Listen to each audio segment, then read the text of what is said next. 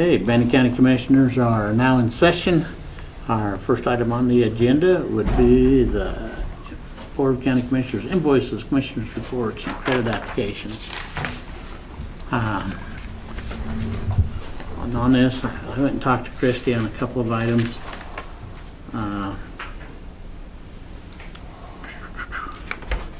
We had the vehicle that the sheriff's office replaced. And there was a couple different places on the invoice and that caught my attention. Let's see, what else did I have? There's a request for mileage reimbursement for one of our employees. And I went and talked to him because we're just receiving his request at the same time. And so I went and talked to him about the policy. He drove to Preston. He did go to our office and look for a vehicle.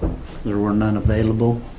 And so he just drove his own vehicle down there and he submitted, and I reviewed with him the process and the policy. So we have both of the check that is available, and if we approve this invoice, then it'll match up with that. And did Christie confirm there weren't any cars available that day? Yes. Okay. He's actually driven to Coeur d'Alene and not Chargers in the past. So better get this one back here.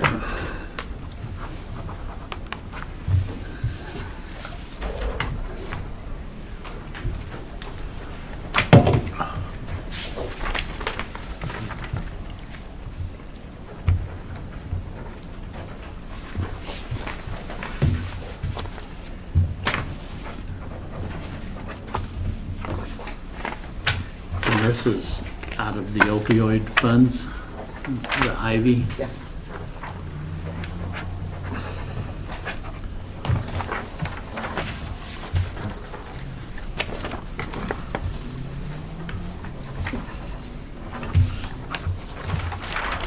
Mr. Chair, I move that we approve the Commissioner's report invoices and mileage reimbursement as presented. We have a motion. All in favor say aye. Aye. Next we have payroll.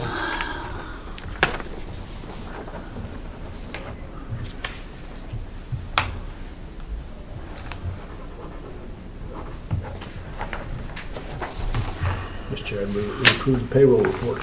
We have a motion. All in favor say aye. Aye. Aye. And then we have certificate of residency.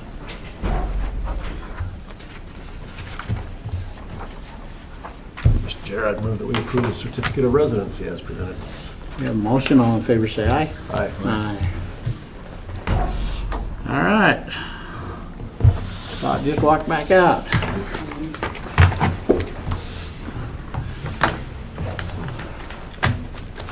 We lost weight and split into two. Yeah.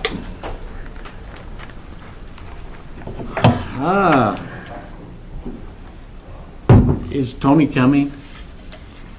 Do you know anybody? I'm assuming he is Okay. for this request. Well, are you going to represent Scott?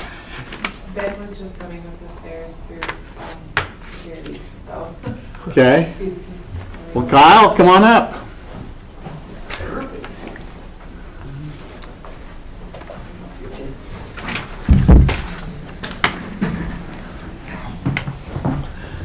Kyle Burmester, Bannock County Public Works Director. And Buddy Romero, Public Works Assistant Director.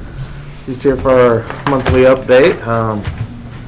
Had Buddy come with me a little bit to maybe explain if you wanted a little more on some of the mosquito things we've been having going on. But starting out with noxious weed, we're still out spraying broadleaf and with the roadside trucks. We made a change to one of our processes that we were doing some spot spraying with four-wheelers and on roadsides, because we use four-wheelers on facilities and different things like that, but they'd always kind of use them a little bit for in the borrow pits and stuff, spot spraying, but we kind of had a concern with safety and stuff like that, so one way we got away from that is we put some hose reels and a hand wand on the roadside trucks. So when we need to do some spot spraying, we just put 2 people in the truck. One drives, one can spray out the window and be a little more consistent where they want it to spray, or if they need to stop for a minute, they can get out that side, walk out there a little ways and spray. But then we still have all the lights, the signage, instead of a 4-wheeler running around and chances to get hit. So I think that was a good change in our procedure there. But and then also they're working, just like Mosquito is, working with the new regulations with licensing. So I know we've got some of our seasonals even passing off on that and stuff, and hoping to get them back next year, and working to keep up with the new regulations with them. But and you can kind of tell them on this mosquito end of things, what we've seen. So our ramp test numbers have been going up consistently with the heat.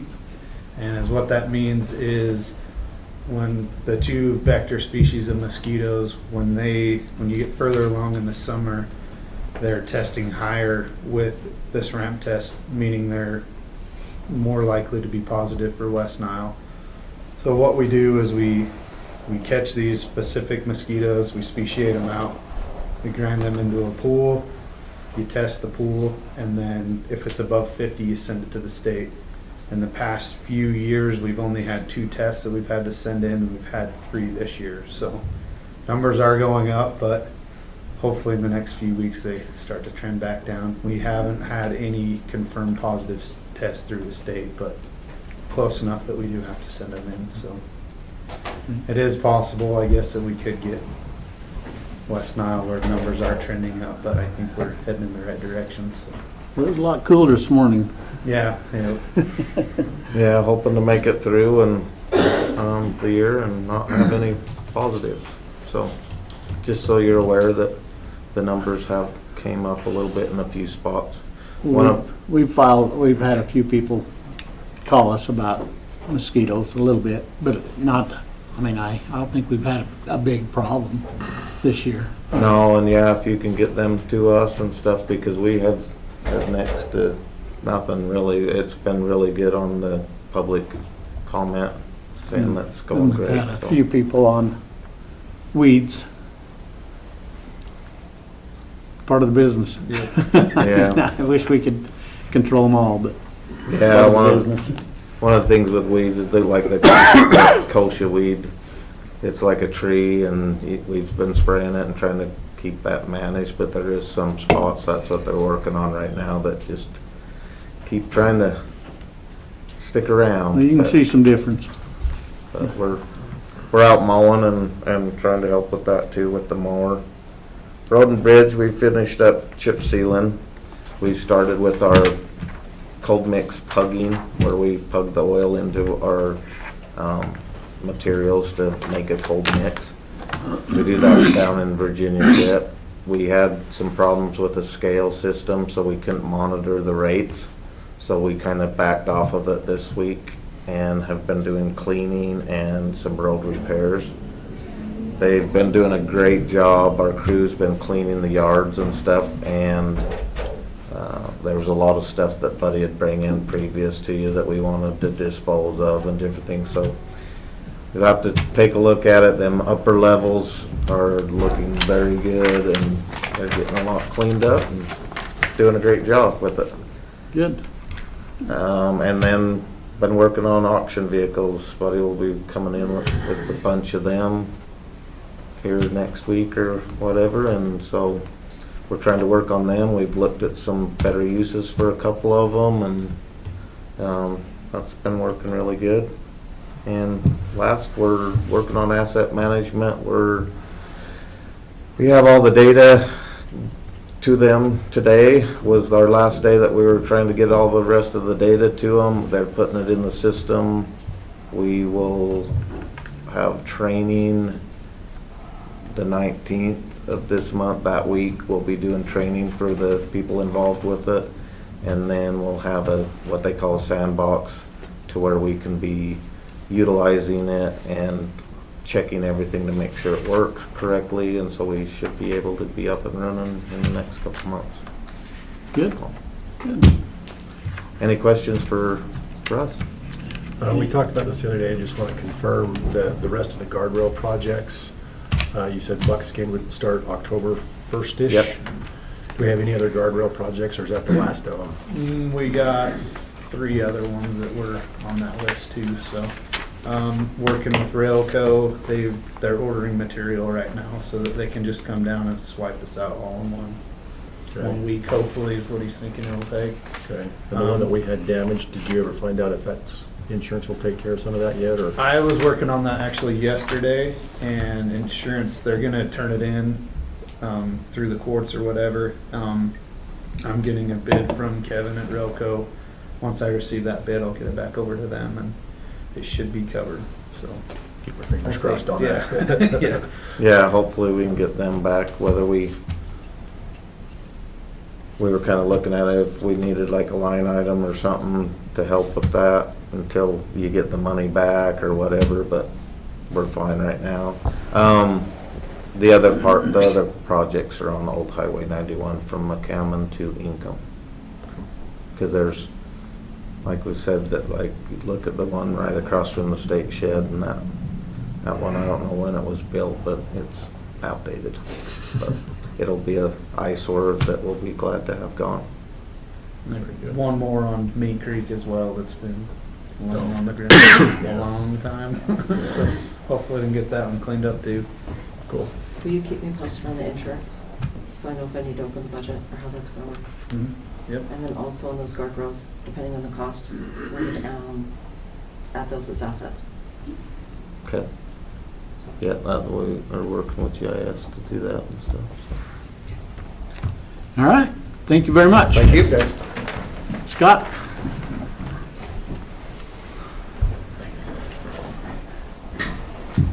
All right.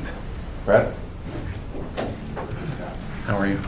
Scott Crowther, Event Director, Business Manager. Introduce yourself. Brad Barrett. So we have been approached by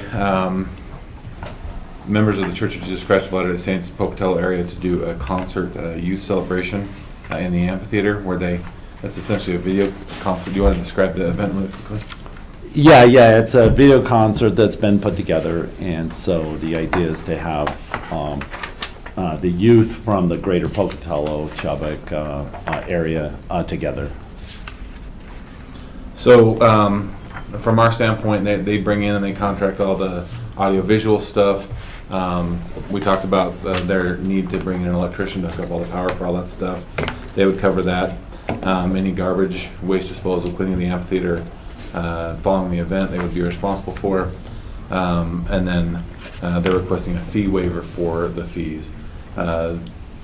We are setting up a concert this weekend that is a seated pit.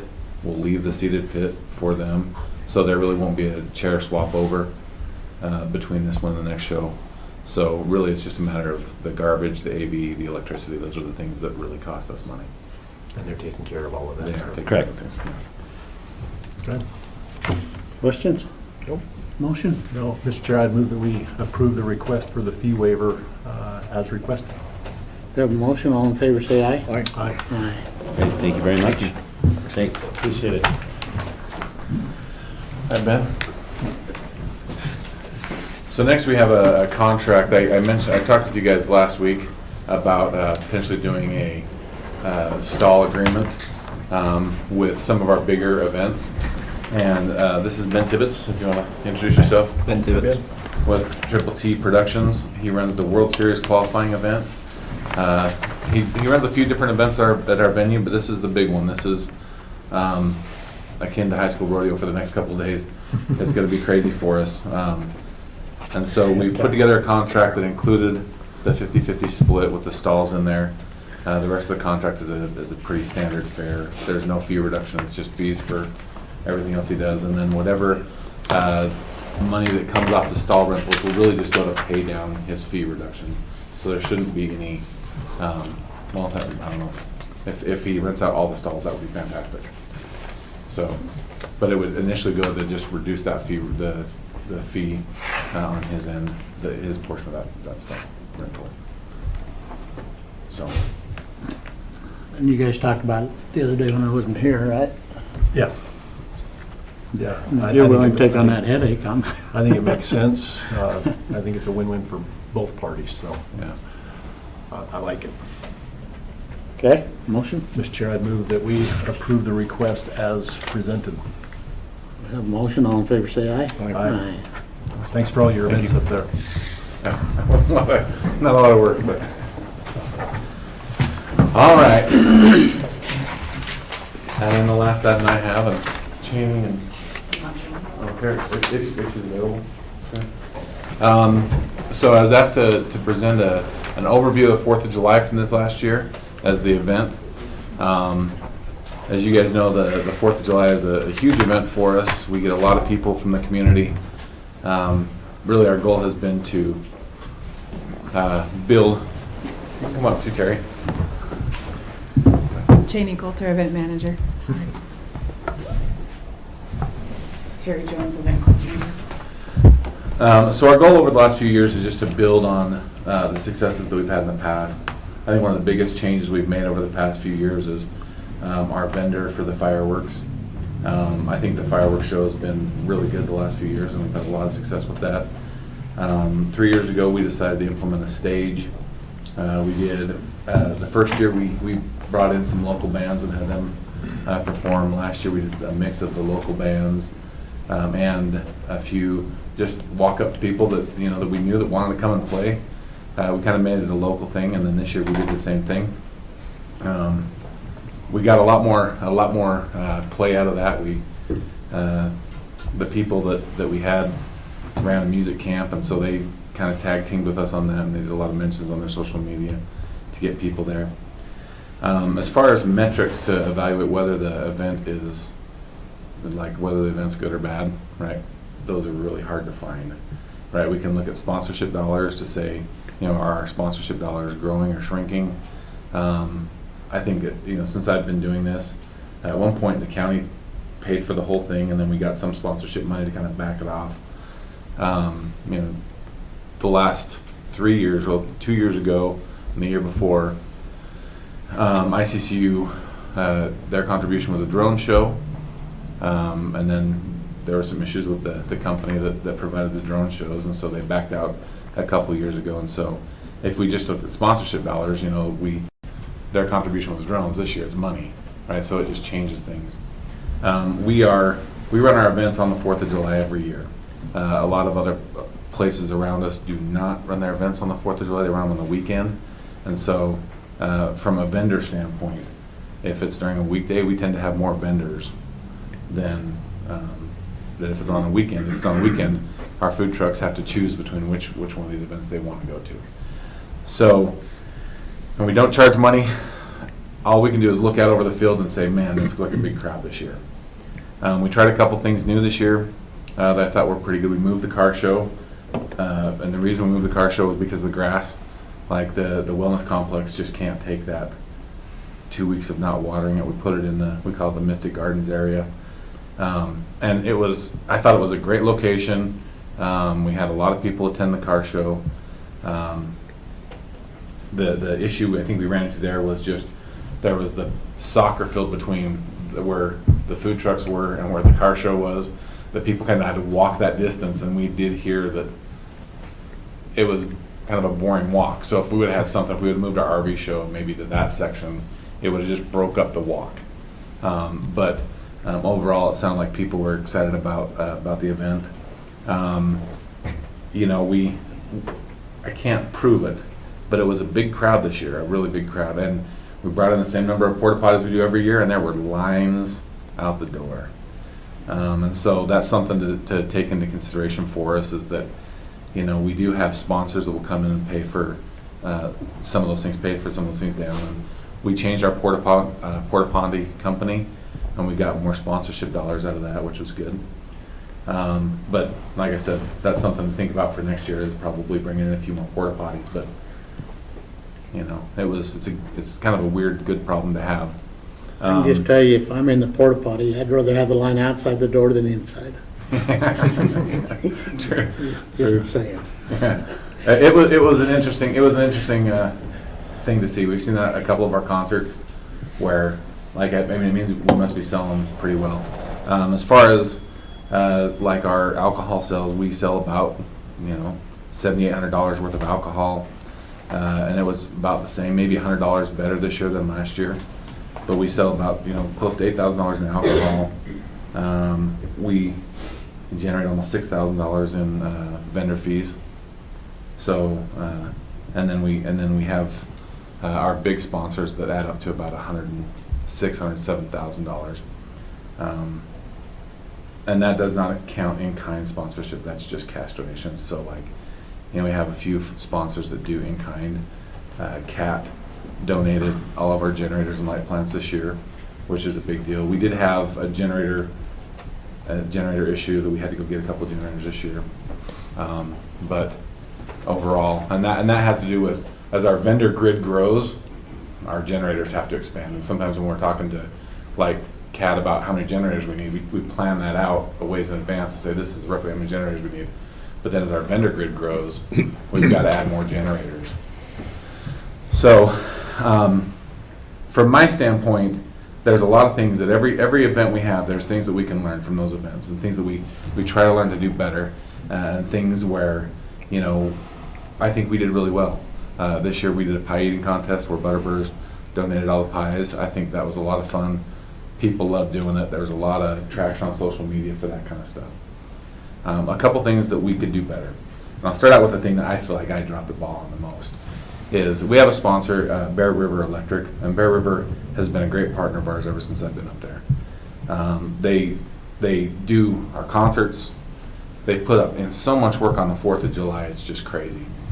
And our communication with Bear River this year was not the greatest. I think we both had a lot going on. I felt like I was trying to help out by not pestering them too much, but the reality was I was given them short notice. I asked them to do the impossible. Well, they came and they did it, and they worked all day setting up our vendors. They worked changing ends on cords and helping vendors get squared away for electrical. They did all that stuff for Wednesday and then Thursday. And then the time of the show comes on, and we put up the big screen TV and we start rotating our sponsors through there, and we missed Bear River as a sponsor. And then when I was reading up on stage, we want to thank our sponsors, I missed Bear River as a sponsor. And to be honest with you, like, many of the things that we do up at the event center are done based off of relationships. People don't come up there to try to make money. They do it because it's community. They do it because they love the events. They've been part of the events for a long time. And on this one, I dropped the ball. On this one. And it hurt our relationship. It hurt my relationship and the event center's relationship with Bear River. I've spoke with those guys. We're trying to kind of rebuild that bridge, but I really dropped the ball on this one. And so when we look at things that we did wrong, that first and foremost is something that I did, and there's no excuse for it. It's just a failure on my part. And I'll just jump in right here really quick. When we first came into office, we had the state electrical inspector complaining about our facility quite a bit. And since Bear River's taken over, we haven't had a complaint from the state. So I want to say kudos too to Bear River. Well, they've stepped up and made that center up there a lot more accessible to people, and we're following all the codes and all the rules, and so I just throw that in there too. As a commission, we appreciate what they've done. And I don't want to lose them as a partner with us, but I also don't want to damage that relationship because they are valuable to us. And so I'm doing what I can to try to fix that stuff, but we'll wait and see how that road goes. So the event itself I thought was great, but that was one aspect that I personally am really struggling with. As far as things that I think we could do better, in the last few years, there's been a lot of meetings that surround the 4th of July, and we tried to run it kind of the way we run most of our concerts, which is we do a lot of stuff in-house. We don't have a lot of meetings. Some of the people like Bear River, like auditing, like you know, the sheriff's office, some of the folks that we work with enjoy those meetings just as a briefing to know what's going on. And so we will do more meetings next year where we kind of include people and make sure that everybody understands where our budget's at and where we need to make, you know, be putting money and how we're moving things forward. The notice for this year's 4th of July didn't go out as fast on social media. Part of that was because I was trying to determine what we were going to provide based off of the revenue we were able to gather through donations, through sponsorship. And so the stage was kind of a last minute discussion. We had arranged to have a stage, but it wasn't a positive thing. And so in the future, that's just got to be part of the show, like the fireworks show. So our total for the 4th of July is going to be about $120,000. We've got to try to raise that much money, but the stage will be a part of our 4th of July show. So we'll be able to get out marketing and advertising a little bit earlier. So We did add 15,000 in next year's budget for the county to contribute towards the cash, so. and that's in there too. that just makes it a lot easier for me to not get caught up, because you could ask these guys, you know, are we going to do that? Do we have the sponsorship money, right? Where's our money?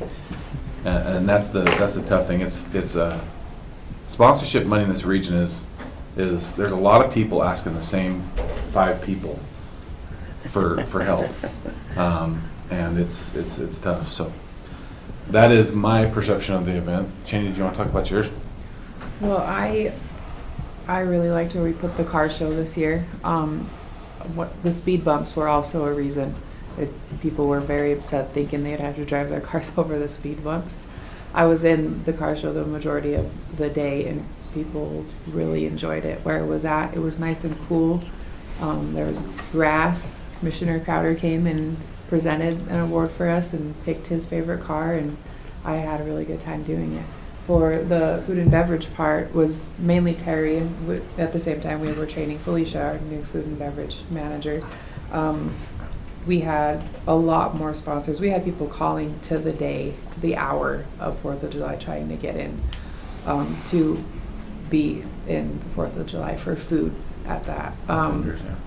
We're thinking about next year doing something more in that field, that extra space, more kid-friendly, so kids can go play, maybe move Extreme over there, have other places come in and do something. So just every event, you just learn something, like, well, we should do this, we should do that. Let's write that down for next year. So you learn something new and just keep building and get bigger every year.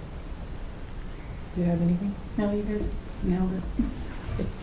I mean, you guys are aware that that's a 18-hour day for our staff. We get there early in the morning, and then we don't leave until the wee hours of the next morning. You know, we really had the fields cleaned up and had a lot of our staff leaving at midnight this last year, which is just efficiency on our part. We have learned to get things done quickly. So, you know, we did have a couple of hiccups this year. You know, we had some vandalism in our bathrooms, and it's, you know, it's just the 4th of July. It's wild. So, what questions or concerns do you guys have? We talked about this the other day, but again, I want to commend your staff. How many people work that day? What number of staff do you have that day? We kept about 15 from us in the office to our event staff people. A total. It was about So you're running an event for 20 to 30,000 people with 15 staff members. Plus the sheriff's office. Right, plus the sheriff's office, but, I mean, you guys, and then be able to get out of there as fast as you do, it does speak to the talent level of your staff and everything, so great job. And again, big thanks to the sheriff's office for keeping everybody safe up there, but I really want to compliment the staff on the work they do that day. Well, I think this is one of the areas Bannock County shines at. And thank you for all you do. It's a free event. It used to be that they charge people to come into it. And it's a free event. And so we have a park. I mean, you don't make money on parks. Just plain and simple. That's not what they're there for. And to put this event on and being up there and seeing the number of people. I mean, if you wanted to go to one of them booths or a vendor and get a hot dog or whatever, you're going to expect a 30-minute wait. I mean, because everything, I mean, it was all lines everywhere. And then during the fireworks, there's no room on that field at all. And so, and it is a wonderful show. The last few years, the comments that I've heard, been so positive and stuff. So I would say thank you also for all the work that happens there. Behind the scenes, and people don't see it, but we do see it and we appreciate it. Anything, John? Is there anything that, that the county could help you with Bear River, with that relationship, as far, like, if he gave us a sponsorship and he worked and he didn't get the kudos, do we need to buy him a billboard spot or something like that and say thank you for your sponsorship, Bear River Electric or whatever? So one of the things that I've done to this point, because he sponsors our concerts as well, they come and do the electrical workforce in our concerts, is I've treated the relationship more like a friend relationship. Like, I've told them, hey, anytime you want concert tickets, let me know, right? But I don't do that with any of our other sponsors, right? If you're a sponsor, you get this many concert tickets, and we deliver those to you. So that's one of the things that we did, is we have them in one of our VIP boxes. I have all of his tickets for the shows. I've taken them out, and that's a step in the right direction for us. He said we're good, but I got to keep working on that relationship, and I think that it's something that showing that that we couldn't have done it without him. Like, it is such a vital part, and that's the worst. That is the worst. Like, the worst thing for me to do, to forget that, is because and I do view Forrest as a friend. I think he's a great guy. He does a lot of the work on behalf of Bear River. Forrest doesn't want any recognition. This is a Bear River thing, but honestly, I think I maybe treated the relationship a little bit different, and I've got to be better with that relationship. So, we've got him in a box for our concert. We'll make sure that we can work through the events better. Like Cheney was saying, we have people calling to try to come in day of the event. We can't grow that power grid. Right? Once we have to essentially establish that grid. This is how our power is going to look. And if you're not a vendor and you don't have your food truck there on the day before the event, you don't get a play. Right? And so, but we have a lot of people that want to continue to do that. We just can't do it. So, but I'll keep you in the loop as that relationship continues to hopefully get better. So, Anything else? Again, thank you very much. thank you. Tony?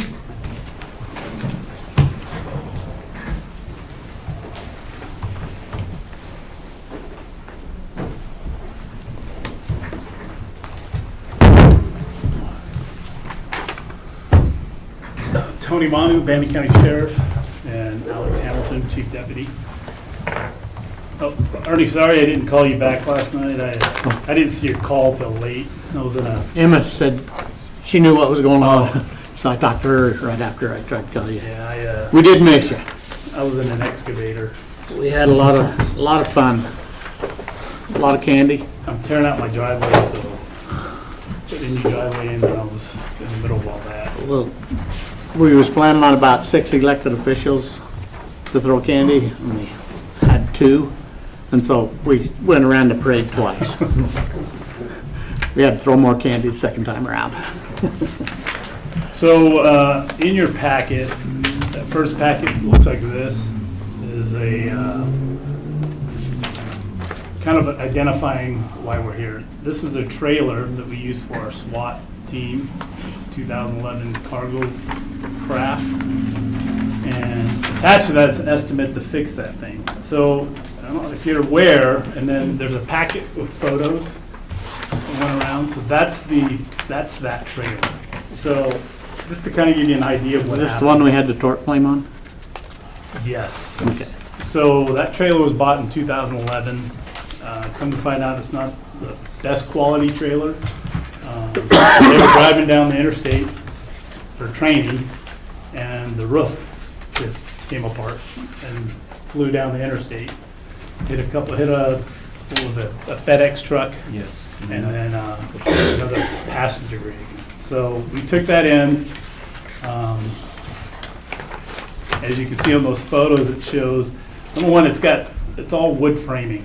And then if you know anything about how much those, you guys know, having a trailer with wood framing and as much as they move, it's not the best framing for that kind of use. And so, and then on those other photos, you'll see the rivets on those things on the sidewalls are coming apart as well. So, when we got the estimate, it's a matter of, okay, obviously the thing's not street safe, and our hesitation is repairing that thing.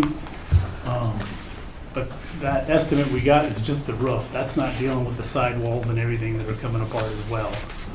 Talking to Bear Lake Trailer, they said your first problem is the quality of the trailer you bought. It's, you know, it's not the best quality of trailer.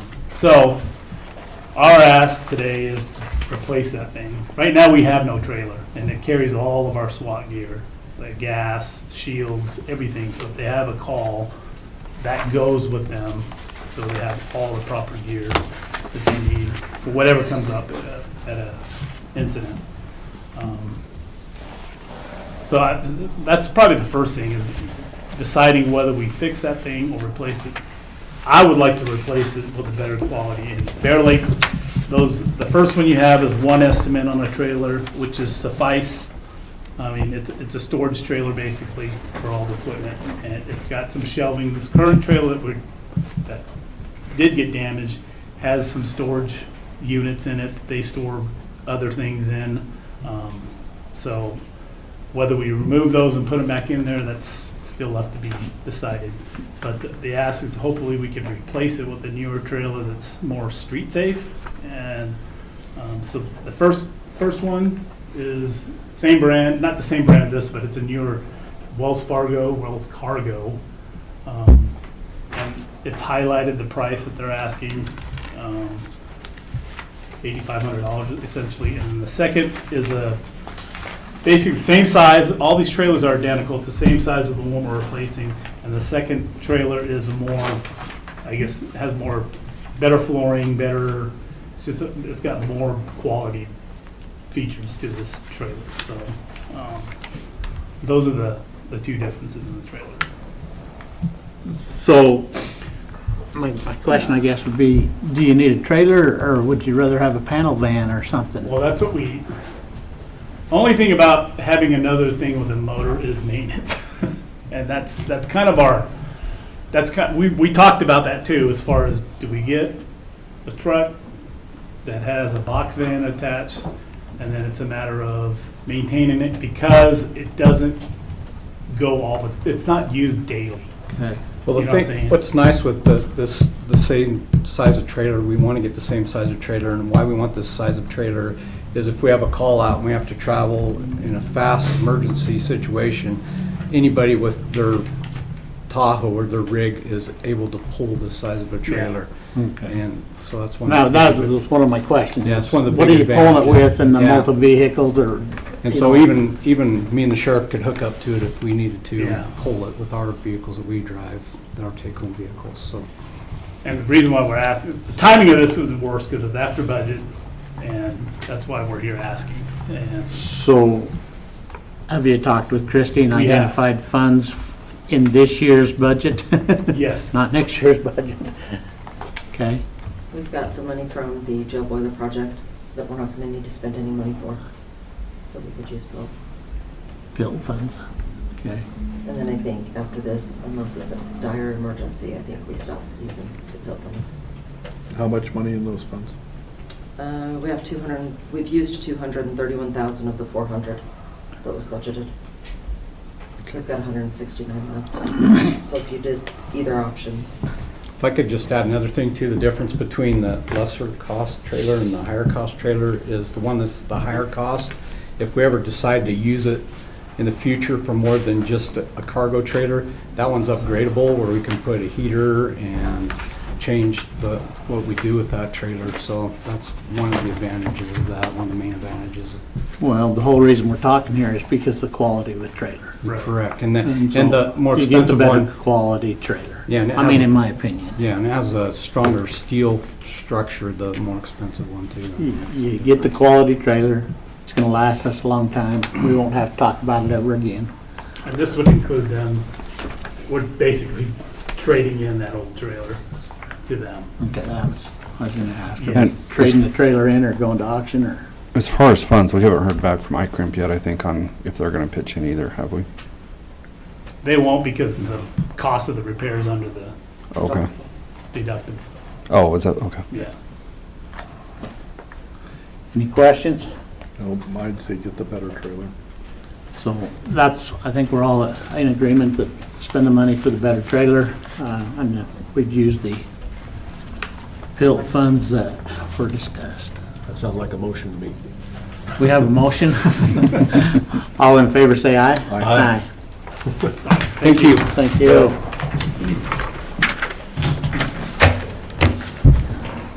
All right.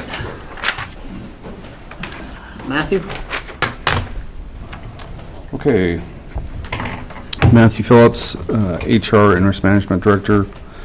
The agenda item I have for you today is just updating Affordable Care Act HR procedure. This is really an internal procedure that we use just to apply comply with the Affordable Care Act each year. Part of complying with that is we need to do a audit of hours for employees to determine who's eligible.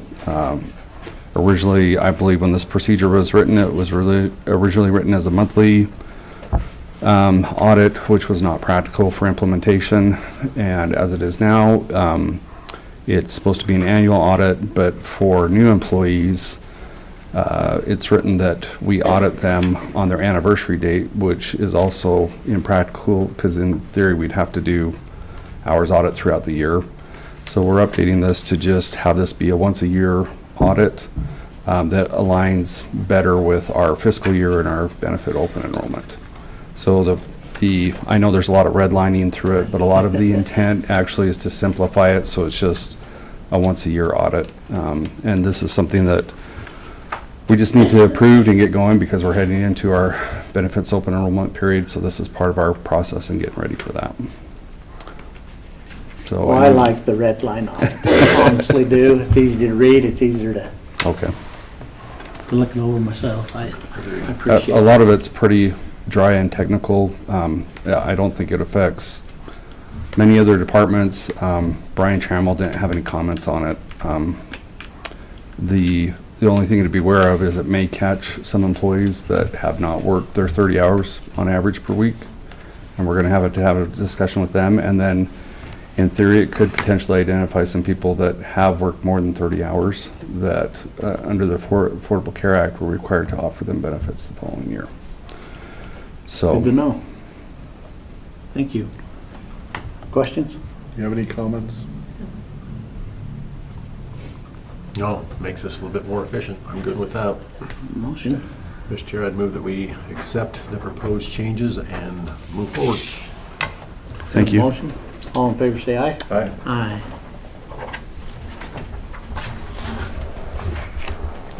All right, Shanda.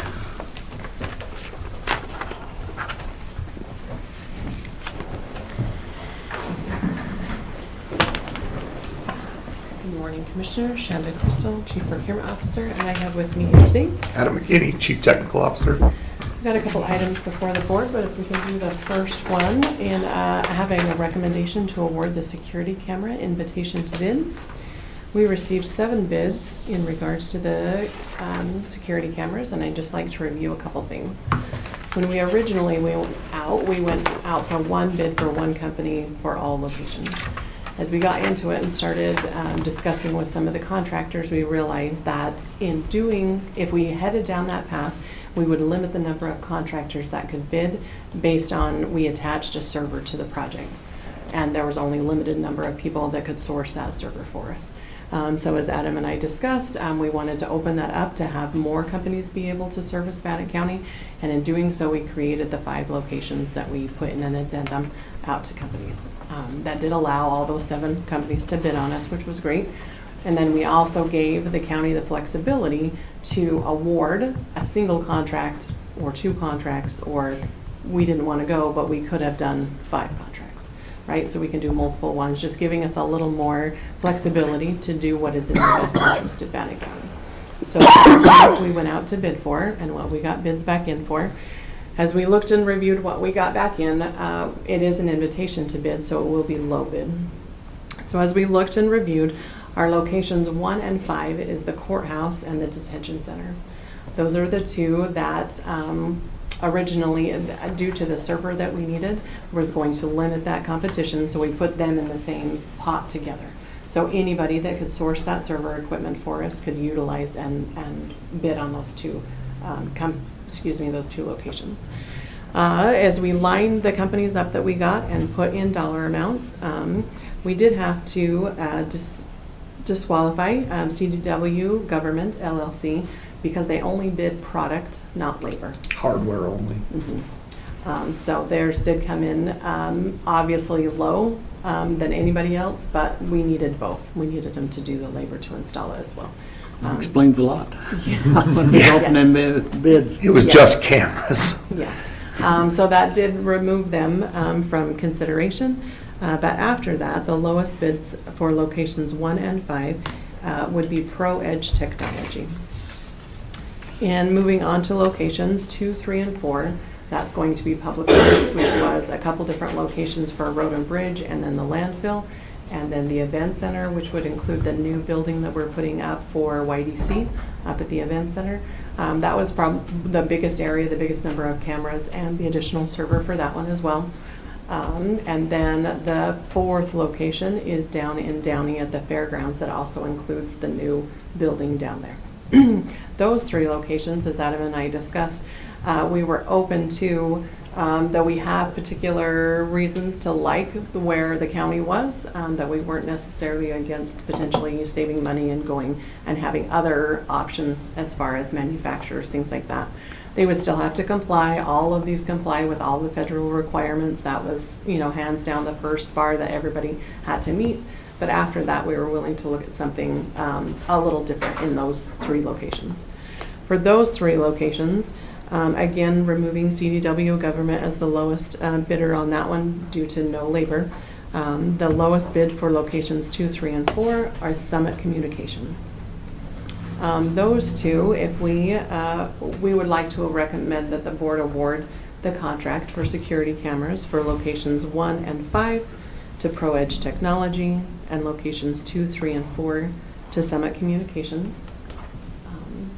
Sorry, do you have any questions about it? I'm excited the way that it progressed there, and I'm going to give the opportunity to multiple companies in the area to participate. So, and if you got Adam's approval.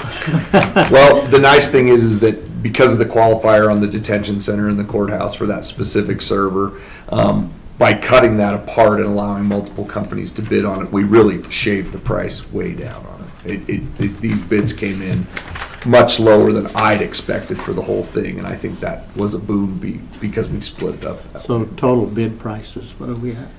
So I would like to ask that the budget be moved to $220. The actual dollar amount comes in at $219, $499.56. But yeah, well under the 400 that we had budgeted. Yeah, well under. Because of the That's the part I like to hear.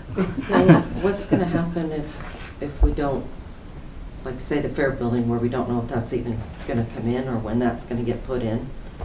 How will we deal with that? That's coming in and it's going to be put in. Guaranteed.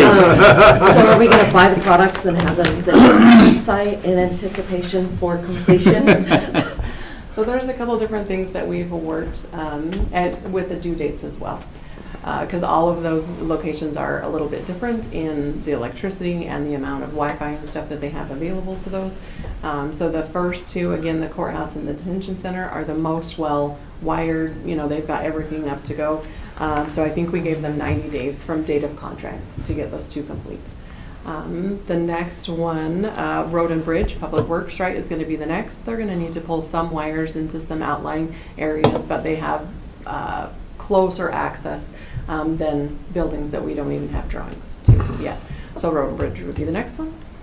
The 2 buildings that we don't currently have cameras on, we did a couple different things in trying to anticipate what we don't know. One of them would be that as part of that contract, we have the ability, as part of the bid, we have the ability to ask for the next, now my mind just stopped, 120 days? I think so. 6 months. And on the YDC building, we're going to do that work in-house because we're actually going to move the existing cameras from the current YDC to the new YDC. That was why it was hardware only. It's just a few additional hemispherical cameras to cover the couple of spots we didn't have. But that'll be part of the build-out, and the county will cover that when it's done through the facilities and my team. So that piece, yes, right, we're buying items, and then Adam and his team will run everything and install them as the building gets put up. So in For YDC. theory, those could be purchased before December 31st? Absolutely, yeah. We actually only just asked for those specific cameras. Matt wanted the style of cameras he And then we wanted. can just find a place that they'll be stored, We could that just- we can monitor. Yeah, absolutely. We can keep them in the switcher. So to go along with that, all purchases and all contracts will be in effect before the end of this year. Oh, yes, And yes. installation before the end of next year. Before the end of next, yes. But we do have a couple different deadlines depending on, again, right, they've got 90 days to get the after contract. So we anticipate, unless there's delays on sourcing equipment, with the detention center and the courthouse to be completed before this year is done. And a lot of road and bridge should be able to be complete before also. But everybody will be under contract by the end of this year. The biggest question mark is the design and stuff for Downey. Without knowing exactly what that's going to look like, we do ask that they source the equipment that we have asked for, as well as install once that building is up and ready. But again, we've left it, and that one will run through the end of December of '25, when the building is complete. So there are just a little different depending on which location you're looking at. A motion? So I don't think this is a stickler, I'm sorry, because it's great news, but I don't think this is listed as an action item on the agenda. It's just as an update. Okay. And so I think you'll have to vote on it on Tuesday. Okay, my request was to recommend award. Did that not get put on? It's It not. just says procurement update. I'm sorry. He's right. I'm Nope. sorry to be a stickler. Nope. Nope. We We'll come appreciate back. that. Okay, So we'll be back on Tuesday. we'll see you again Tuesday. Appreciate that. Yep. Okay. Okay, so Okay. we're done with that. Thanks, Thank you guys. so much, Yeah, Adam. you're very welcome. The rest of the update, if you want to start at the top of the dashboard for the jail parking lot repavement, and talking with the sheriff's office, we would like to do an invitation to bid where they don't have to go in that secure facility. They felt comfortable in that anybody who could do the work appropriately and meet the certain specs we need, they'd be able to do it for the lowest cost. So we'll move forward in drafting that.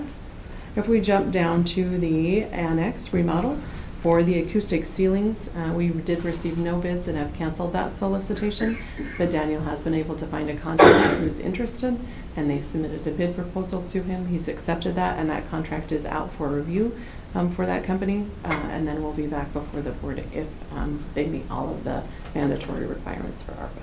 It's within that guideline of there of the 90,000. Yes, rather well under that. Okay. So we anticipate there being additional funds available for the other projects that, again, if we go to the lighting, that came in about $30,000 over budget. Dan is working with that contract to value engineer that contract. I will come to the board with a recommendation to award, but we are working on getting a lower number on there. They were in my office this morning talking about different places that the contractor felt that we could be able to save money. So Dan has hopes for that one. And then if we jump down to the detention center landscaping, the sheriff's office has reviewed a bid that was submitted to them, and they would like to move forward with that. And so that contract is out to the contractor for review and should be back before the board hopefully next week for signature. And the last one I wanted to go over was the 6th Street renovation. We have been struggling getting that permitting done, but Dan is hopeful to meet with our general contractor, CM Company, today or tomorrow to be able to make a game plan moving forward on the project. And they visited with the city of Pocatello, and Yesterday. they basically said by the end of this week or the first of next week, we'd have. I've talked to the mayor at least 3 times this week. So, okay, thank you. Any questions? Nope. Where are we at currently with the new exhibit hall building in Downey? We are at the engineer. And so then that should be completed and moved to the next phase. Do you know about when? So the engineer doesn't have a date back to me yet. They're hoping within the next 6 to 8 weeks to have a drawing back to me. 6 to 8 weeks? And then it would go out to bid. And then we do have, I got with Christy and Dan and Ted Booth, our architect, just wanting to make sure as we are crossing over the halfway of the year mark, and December will be here tomorrow, I wanted to make sure that everybody was aware of the deadlines that we have to hit, and where the new construction bids are required take a lot more time in the publishing and reviewing than other bids do. I backed up and created a calendar and said, great, we have to have all drawings done by, and I can't remember the date, I'm thinking it's like beginning of October. We're getting a pool together to see if that building or the sheep barn is completed first. Okay. Okay. So we do have a couple more weeks. They've got 3 different buildings. They've got the tactical training renovation for the sheriff's office that's in engineering services, as well as the Downey events exhibit hall. And the YDC Event Center office building are the 3 that they currently have in their wheelhouse to complete. Ted reviewed and came back and said that he is confident that he can meet the deadline. And so we are just moving forward. We'll have drafts. We already have 80% of the YDC done, but the other 2 should roll out here within the next couple weeks. But we are waiting on architectural drawings. Anything else? All right, thank you. Hal?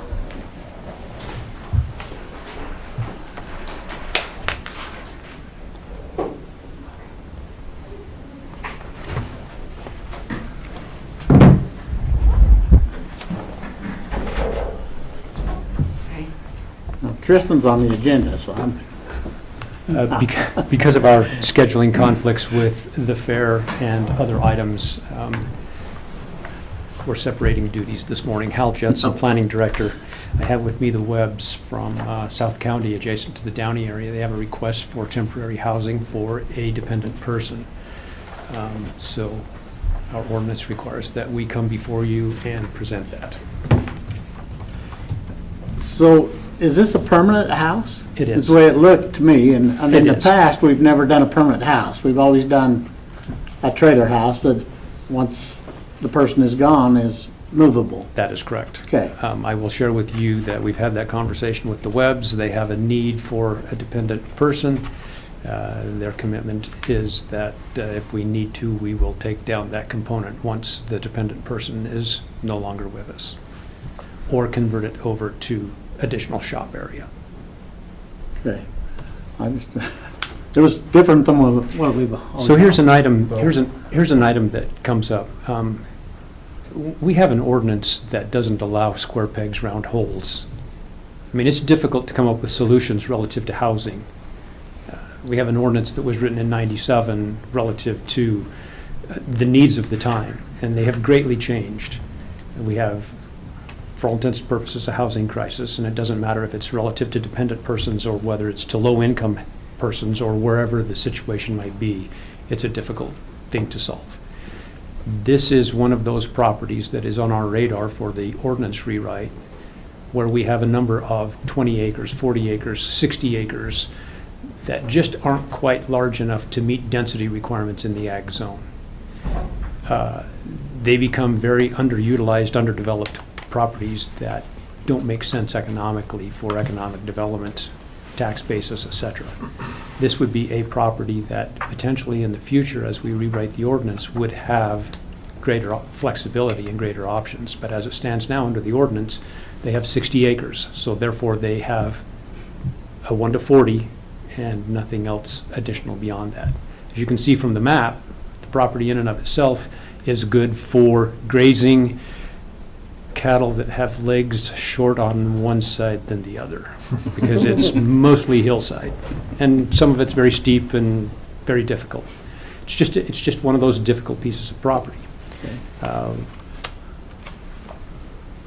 Well, I think this is a good thing, and Hal and I have talked about this, and this has been talked about at a lot of different levels about the accessory dwelling units, or the ADUs, to help solve some of the density issues, to allow us to grow in areas. And so I think this sends a good signal of a direction that we would like to go, at least I would personally like to go, that we begin to allow these things in the county to help with some of the housing issues that are out there, so. So real quickly, we have recently passed in the ordinance, because we do not have cottage dwellings listed as an allowed use in the ag zone, which is difficult for me at times, because that's where our greatest need for housing is, because of migrant housing, family, farm operations, etc. One of the items that we did take care of in our last ordinance update is migrant or farm dwelling housing. The ordinance reads, for a legitimate farm operation.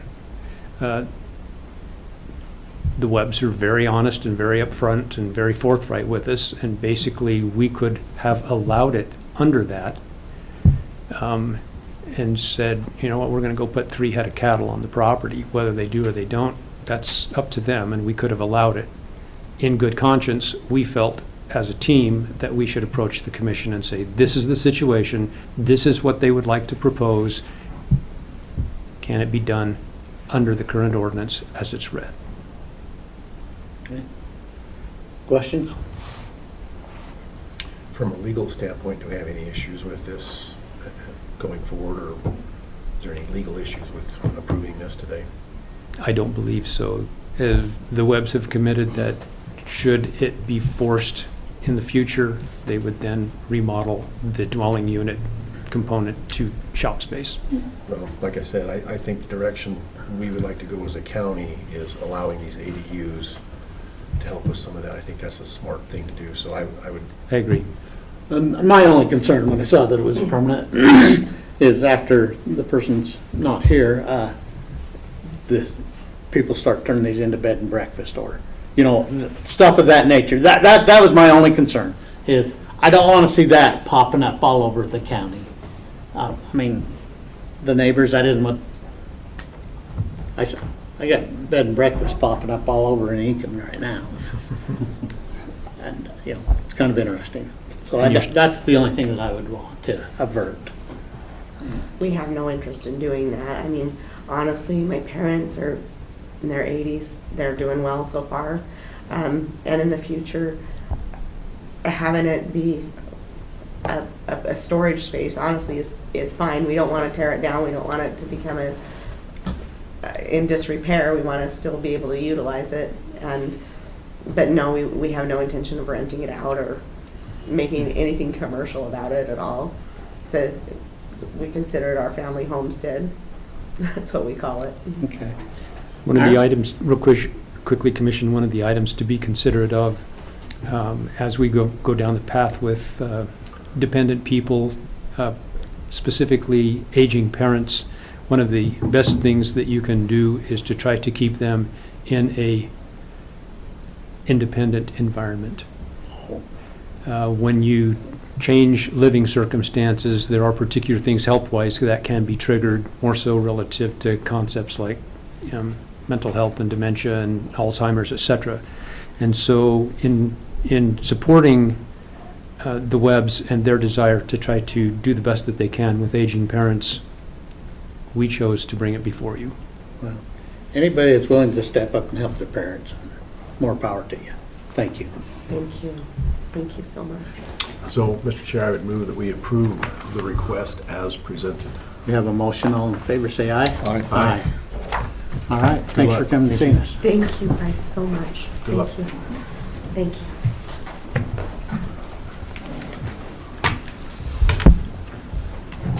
Next item on the agenda, Commission,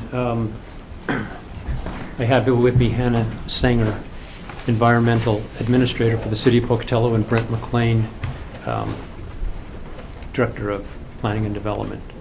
Before we get started, I would like to congratulate Hannah and the rest of the city for your recent grant awarding. That's fantastic for you guys, so congratulations on that. Real quickly, for some background, Hannah contacted me approximately 2 weeks ago and made a request for to use Bannock County property as a parking lot, which created a greater conversation of other things that we have talked about internally, not only about pieces of property that the city or the county owns within the city of Pocatello boundaries, as well as other aspects of properties that, shall we say, don't make sense. Real quickly, I don't know if you have it on your map. I will share with you to start with. The first item that comes before us are two pieces of property that are along Craft Road. Those properties are deeded to Bannock County. Hannah shared with me that those properties came into our possession as a floodway overlay. It doesn't make sense for us to retain ownership because they end up managing, for all intents and purposes, that particular section in the floodway. We would like to recommend that those two pieces, which are under a single parcel number, for all intents and purposes, we just deed those to the city. We would have additional legwork to do to find out how the deed is written, et cetera, and find out if it would just be that simple, and work with county legal, and that's the direction that we would recommend that you go. Okay? Before we go too far down this, do you want to do this, talk about and approve parcel by parcel, or would you like to do the package as a whole? Real quickly, this is a work session only, Commissioner. This is just to make you aware, to get your disposition, and then take it to a formality after the conversation. Okay. All right, thank you. I misread, so good. Then the next two items that you have are two parcels that lie along the old right-of-way that parallels the railroad, moving towards the west along the river and out in the industrial area. The small map shows these two pieces. They are two separate parcels. They are, for all intents and purposes, landlocked and don't make any sense, and the city could use them to their advantage with the development of the greenway, etc. It takes us out of the equation of being involved as a approving agency as they work with greenway, etc. Okay? So there's that piece, and then it shows the two larger pieces, or the two larger maps that shows them blown up, so that you can see one piece is 1.11 acres, the other is 0.86 acres. Okay? And then the next item, which was the driver, and you don't have copies of this.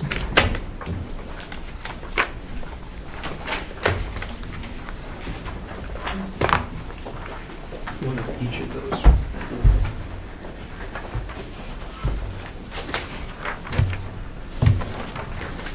So those two long skinny pieces, if you notice, on the one map that was handed to you in the packet, there's a long skinny piece that runs through here that these two are fairly adjacent to.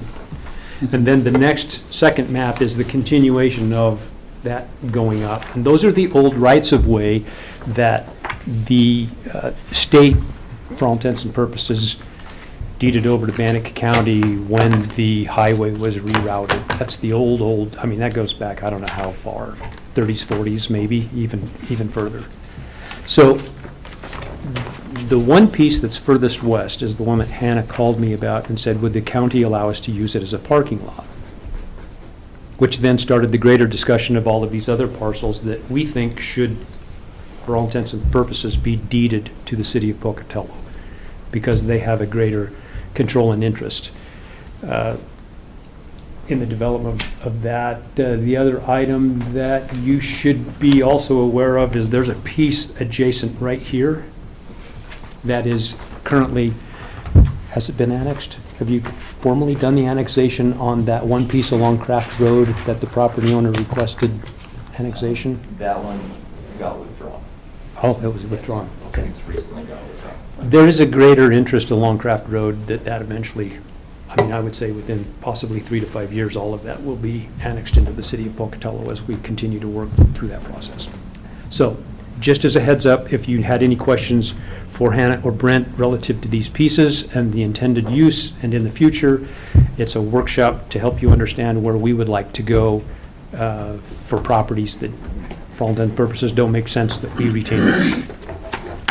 Well, I am all for getting rid of any properties that are of no use to us. But you heard me talk about 6th Street out here. I'm not happy with the city of Pocatello right I will now. share with you, I forewarned Hannah that I heard about this yesterday about 4 o'clock. And said 2.5 months, we've had a contractor ready, and we're talking about shrubs. And our security do not want shrubs out there. The regular ordinances in the city of Pocatello shouldn't be around the courthouse. They don't, I mean, a parking lot out here is a lot different than a parking lot at Fred Meyer's. And we're not getting any consideration. Like I said, I've talked to the mayor at least 3 or 4 times.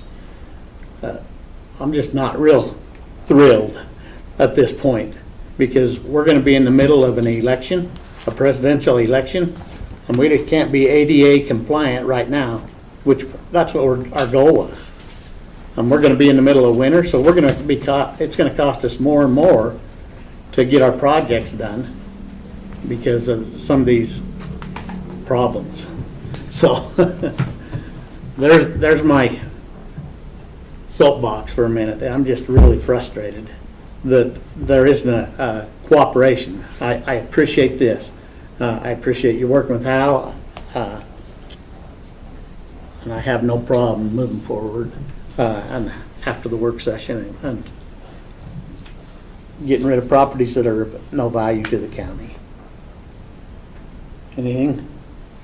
No, I would just emphasize what Commissioner Moser said about this deal with 6th Street. I mean, to me, it seems ridiculous that we're fiddling around like this and not getting some consideration and getting this thing done. This is going to benefit the city of Pocatello, not Bannock County. And we're willing to do things like that, and we've been consistent in being willing to do that, and it'd be good to see some reciprocation. Yeah. I ditto. And I'm sorry. I'm sorry to bring that I to you learned guys. this 5 minutes ago. I I am in the dark, so I'm just gonna nod. I know that it's not. I'm happy to go back and look and see what has been submitted and see what options there are.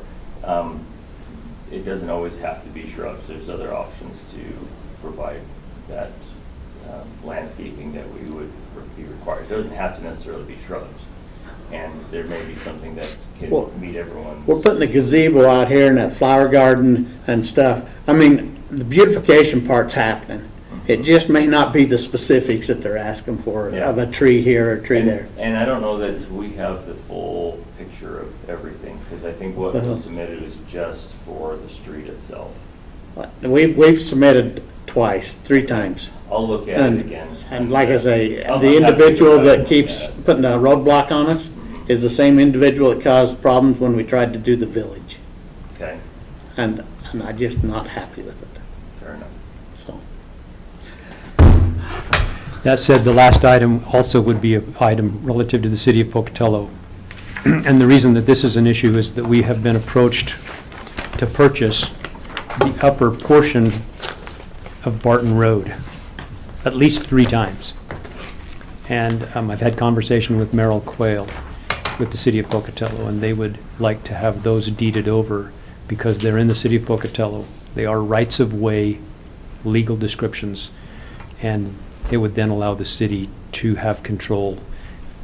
Merrill's comment is that he would work with his surveying team. They would then go on that upper piece and create a correct right-of-way width, and then work with the adjacent property owners to get that property in their possession along the frontage, rather than have someone purchase a piece from Bannock County and then have control of the frontage of their property. This one makes a lot of sense to have it done, so. And I'd just say that all this, I mean, if it's not costing the county dollars, No, we shouldn't. At this point, it we shouldn't does have not. properties that are just out there with weeds and not being taken care of. I'd a lot rather call Mayor Blatt and say, go take care of your weeds, instead of calling my weed department and say, we got weeds out here. So that said, I am seeking direction on how you would like to, how you like me to proceed with most of these. The one I will share with you, the two long rights-of-way are just heads up. I know Hannah would like to use that as a parking lot on that far west end. It is part of a greater conversation because Simplot owns ground on either side, and then it goes all the way to the county line, and then it borders to the east side. I believe the property is owned, that little bit of section may be owned by Oregon Shoreline. So just as a heads up. And that city just wants to put in a parking lot for river access at Simplot. So we've been working with Simplot, and it's a little bit of parcel where there's river, Simplot owns ground, there's this Bannock County right of way, and then it's Union Pacific Railroad.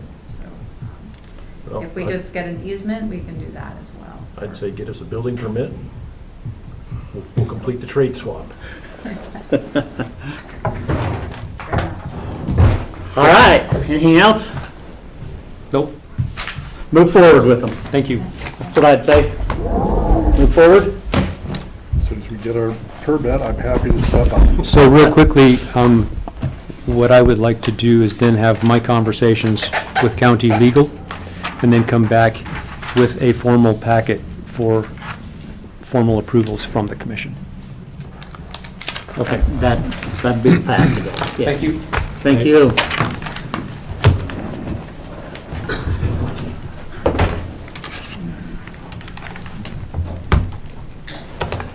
Had to blow off a little steam, just a little bit.